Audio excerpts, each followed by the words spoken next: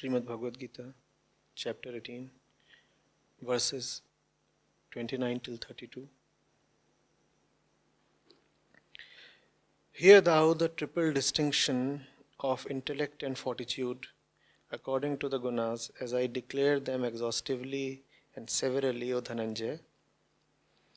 That which knows the paths of work and renunciation, right and wrong action, fear and fearlessness, bondage and liberation, that intellect, O Pārtha, is Satvik. That which has a distorted apprehension of Dharma and its opposite, and also of right action and its opposite, that intellect, O Pārtha, is Rājasika. That which enveloped in darkness regards adharma as dharma and views all things in a perverted light, that intellect, O Pārtha, is tamasic. The question reads, Sir Namaste. Today's pop spirituality says there is no right and wrong. They claim that everything is fine as it is, and it is one's way of looking at it that is making things seem right and wrong. However, here Sri Krishna specifically talks of knowing about right and wrong action for Satvik intellect. What is it that pop spirituality is missing? No, the pop spirituality isn't missing something, it's carrying a lot.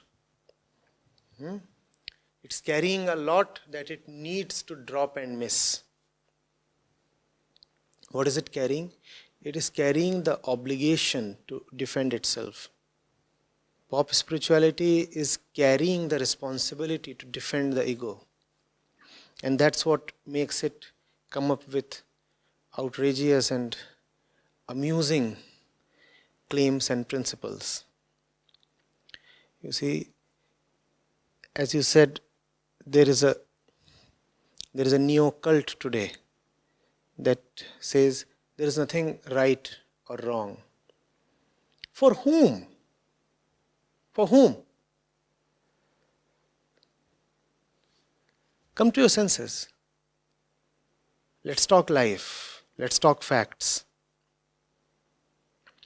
In every situation, isn't there something right or wrong for you? Will you sip your pizza? Will you? Will you eat your drink? Will you chew your beer? Something as elementary as this too has rightness and wrongness associated with it. There is something appropriate, there is something inappropriate. If right and wrong is too loaded a word for you, isn't there something appropriate in every situation and inappropriate too?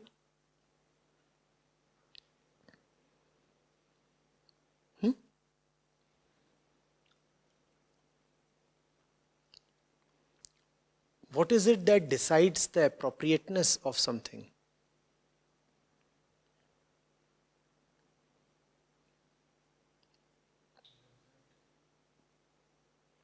Why don't you want to eat your food in an inappropriate way? Make it clearer. Why don't you want to have inappropriate food in the first place? Hurts. Pain. Right? Congestion. Suffering. Suffering. So suffering is what decides the rightness and wrongness. Correct? Of even something as ordinary as food. That's how one has to choose for oneself. As long as you are prone to suffering, there is something right and there is something wrong for you. What is right for you? That which will relieve you of your pre-existing suffering without adding much to it. Sometimes it is possible that to relieve you of the burden of your existing suffering, a little more well-directed suffering needs to be injected. Just a little more. Negligible compared to the great frozen mass of suffering you are already carrying. But that's what decides the rightness of an action, right? You have to ask yourself, I'm already in bondage. I'm already anxious and desperate and whatnot.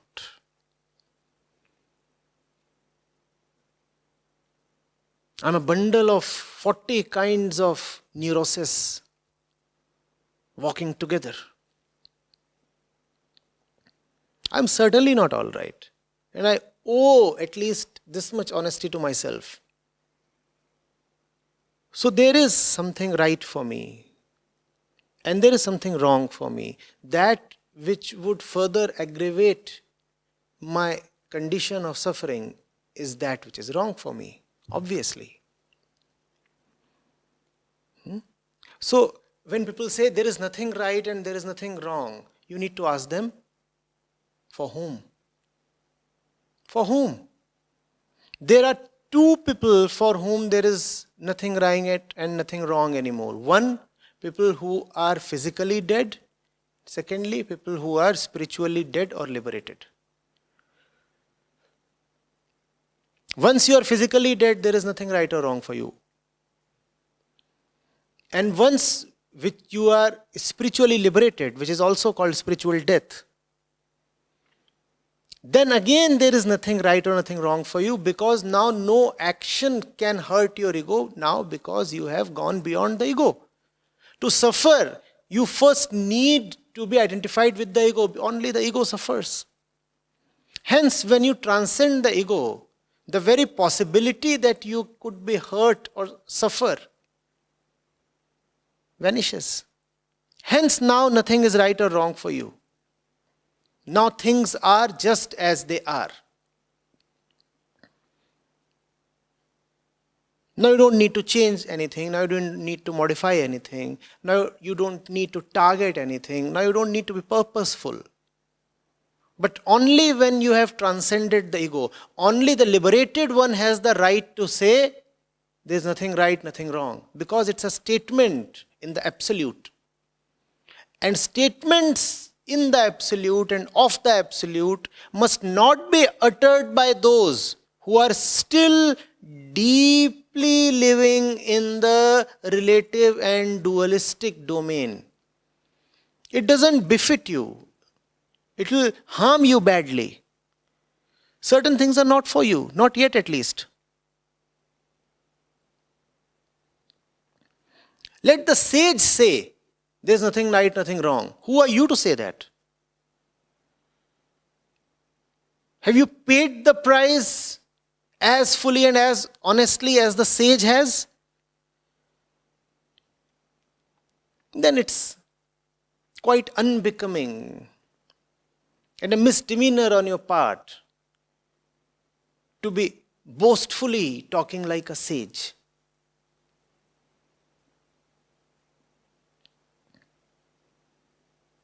Are you getting it? And 999 out of 1,000 people are not liberated. That's an understatement, obviously. You could say 999.99999.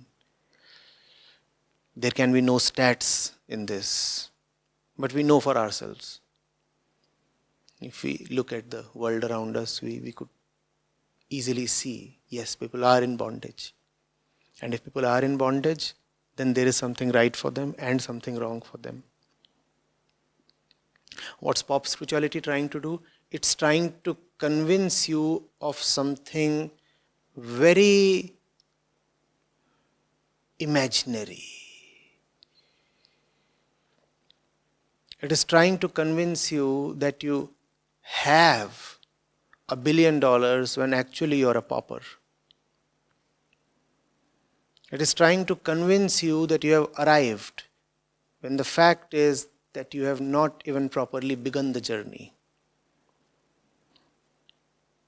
And if you convince a beginner that he has already arrived, then you are inflicting upon him a delusion that will totally destroy his power and resolve to journey.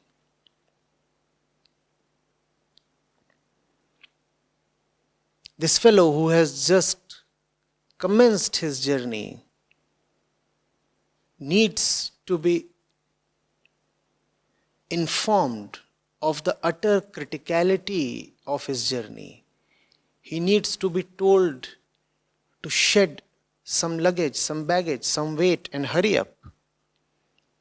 He needs to be told to sleep a bit less and eat a bit less and be more agile and speedy. Instead of that, if you tell him and convince him that he has already arrived, are you doing him a favor? That's what pop spirituality does. That's the, in fact, center of pop spirituality, to convince you that you are already all right when you are not. Somebody is going around saying, oh, I am Brahm. Somebody is happily brandishing that he has disappeared. Somebody is proclaiming that he is absolute silence.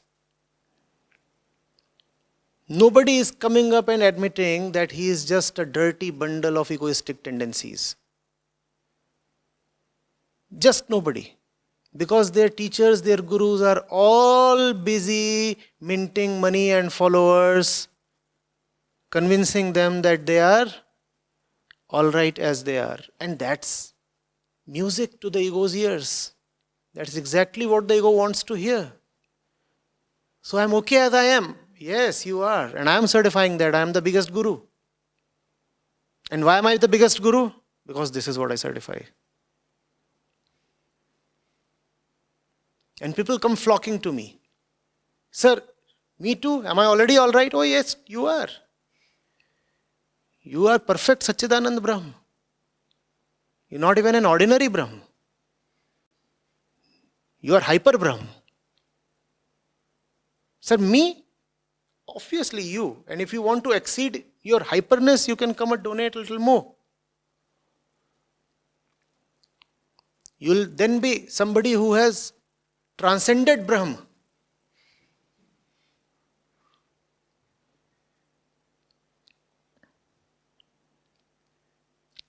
Sir, me, look at me, sir, I'm there in this corner, sir. I'm a wretched soul. I'm a criminal. I have been doing all kinds of obnoxious things.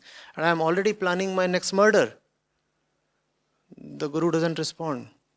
And why doesn't the Guru respond? But I can't hear you. You are perfect silence. You are mauna. There is nothing. There is just silence. He's a wretched murderer planning the next shootout. No. Only silence is the truth. Even if you fire a gun, there will be no sound because only silence is there.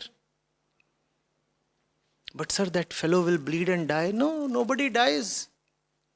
Only the truth is, all that lives and dies is anyway false. The court might now indict him and convict him. But the Guru has granted him mauna, silence. So for all the wretched ones, this pop spirituality is a great refuge. You are already okay. Who wants to hear the truth, especially if it is bitter?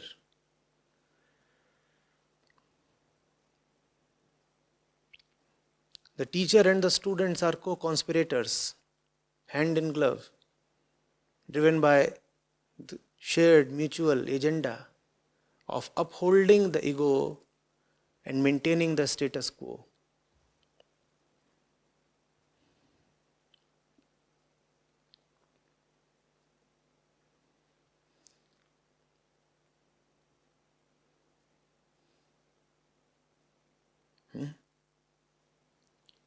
It's a dirty game. Watch out.